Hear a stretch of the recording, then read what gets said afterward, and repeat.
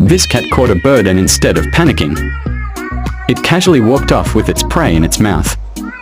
But honestly, this isn't the first cat to flex their hunting skills. That instinct has been ingrained in them for ages. When they catch something, they don't run away in a hurry, they show it off first. And if you think they are going to feel guilty, you're totally wrong. So if you own a cat, don't be surprised if one day they come home with a little surprise gift. Not for you, though, just to flex.